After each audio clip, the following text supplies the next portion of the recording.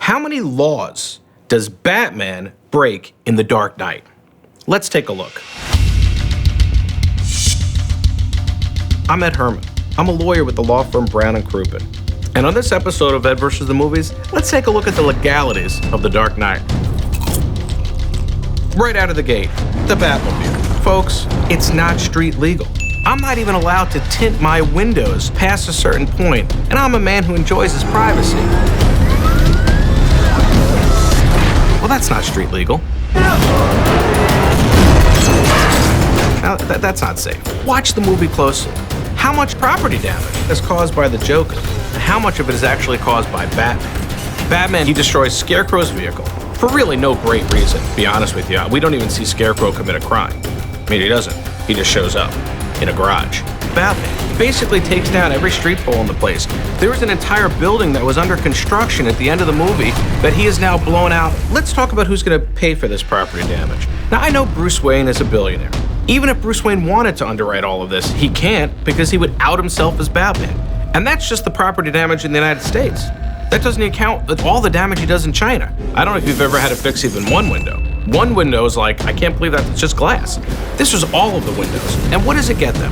Think about it. Lau goes back to the United States. He leaves him on the doorstep of the police station. Lau says, well, I'm not going to tell you where the money is, but I'll flip on all of these mobsters that I've been protecting. So the mobsters temporarily get arrested. Do they ever get prosecuted? No. Nobody has the guts to prosecute these people. What's it all for, Batman? Was it worth it? Was it worth it? And I love the film. I don't get this wrong. Let's talk for a second about immunity. But there's no such thing as superhero immunity. You know, Batman, God love him, he never got any police training, okay? If you recall from Batman Begins, his training basically came from like a ninja guy. No knock on that. Ninja training is not police training. You see, and a couple of words that do not come up, due process. They have the right to remain silent. Yeah, they don't have to talk. They don't have to say anything that's going to incriminate themselves, right? They're a right to an attorney. What does Batman do when he decides to get information out of Maroni? He holds them over the side of a building, and yeah, folks, he drops him. For the rest of the movie, every time Maroni was on with that cane, I felt bad for the guy. Batman breaks laws left and right just to satisfy his own purpose. But the big one, the surveillance. He basically takes away every citizen's privacy in Gotham just so he can try to catch one guy. And Lucius Fox calls him on it, right? And Batman thinks he's this gentleman who said, we're gonna use it one time and then we're gonna destroy the technology. But there is your legal slippery slope. Because one time is all it takes. Because then the next time it'll be some other criminal, or some other terrorist, or some other villain. This is the ultimate betrayal. Batman, again, I love you, but that is illegal surveillance, that is invasion of privacy, and that's everybody's privacy to catch one guy. So let's take a quick review of Batman's rap sheet. Drives an illegal vehicle, property damage, both nationally and internationally. Massive amounts of assault, more property damage, illegal surveillance, invasion of privacy, and to top all that, punches a dog. Twice. And he does toss one off the side of the building. So what does Batman actually accomplish? Not very much. Batman, I'm all for vigilante justice when you're actually saving lives. But you don't really save any lives in this movie. Yeah, that's not true.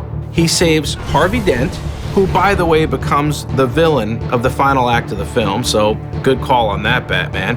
And he saves that little weasel who was going to reveal his identity on television by slamming his Lamborghini into some guy's truck.